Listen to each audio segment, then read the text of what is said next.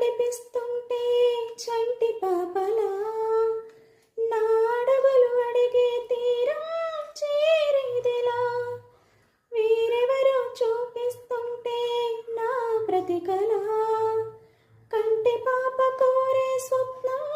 చూసేది